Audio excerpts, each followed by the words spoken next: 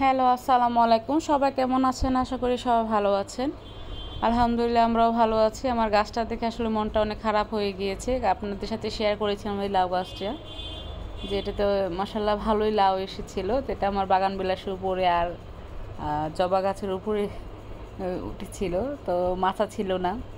তো আমার সাথে রাগ করে মনে হয় গাছটা আসলে আজকে মরিয়ে গিয়েছে, তাকে মাচা দেয়নি। শেষ পর্যন্ত আসলে একটা লাউ দিয়ে সে চলে গিয়েছে। আসলে আমি দুদিন আসতে পারিনি, সেজন্য গাছটা আসলে পানির অভাবে গাছটা আসলে মরে গেছে। তো এখন বেগুনটাকে নিয়ে যাচ্ছি, তো আরও বেগুন নিব সাথে।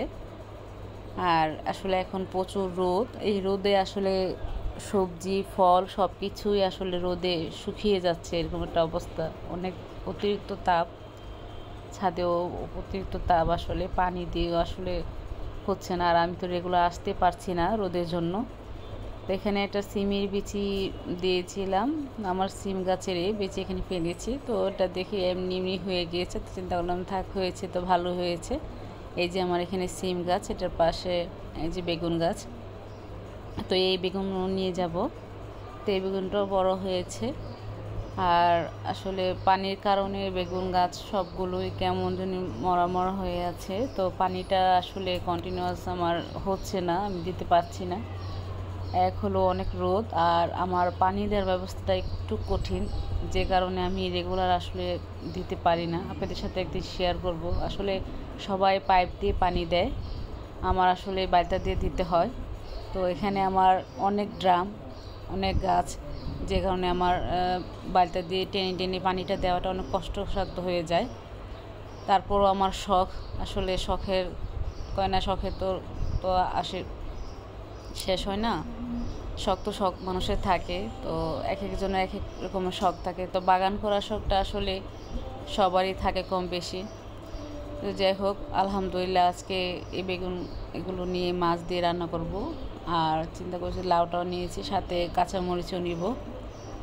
তো আমি সবসময় আসলে এখান থেকে কাঁচামরিচ নিয়ে যাই। বোম্বাই মরিচের গাছও আছে, আরও একটা কালো মরিচও আছে। আর এই মরিচটা আসলে তরকারিতে ভালো লাগে বেশি, তো তরকারিতে দেওয়ার জন্য এক্সট্রা করে আমার বাজার থেকে আর মরিচ কিনতে হয় না। তো আমি গাছের মরিচটাই সব সময় নিয়ে যাই। তো দেখা যাচ্ছে যে রান্না তো আর প্রতিদিন, দেখা যাচ্ছে এত কাঁচামরিচ প্রতিদিন তো আর লাগে না। যখন লাগে তখন আমি টাটকাটা ফ্রেশটাই নিয়ে যাই, চেষ্টা করি।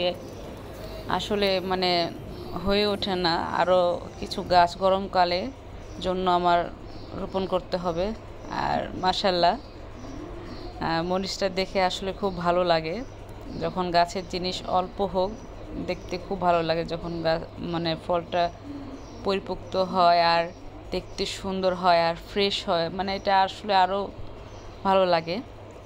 তো এখানে যে লাউ আর বেগুন আর কাঁচামরিচ, ধনেপাতা নিতে পারলাম না, যাই হোক।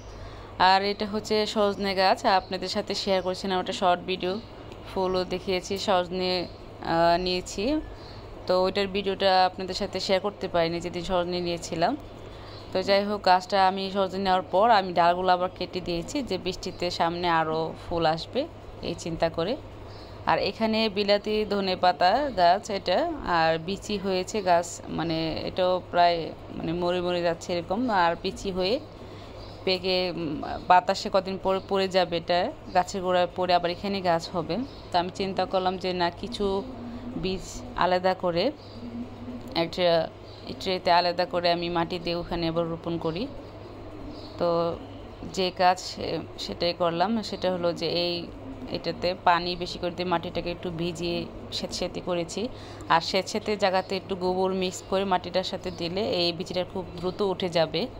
আর রোদ যেহেতু, এখনই এটা দিয়ে মানে এক সাইডে রেখে দিব ছায়াযুক্ত জায়গায়, আর বৃষ্টির দিনে এটা আর ভালো হয়। তো সবাই ভালো থাকবেন, সুস্থ থাকবেন, বেশি করে পানি খাবেন, পর্যাপ্ত পরিমাণ পানি খেতে হবে, প্রচুর গরম। সবাই আমার জন্য, আমার ফ্যামিলির জন্য দোয়া করবেন। আল্লাহ হাফেজ।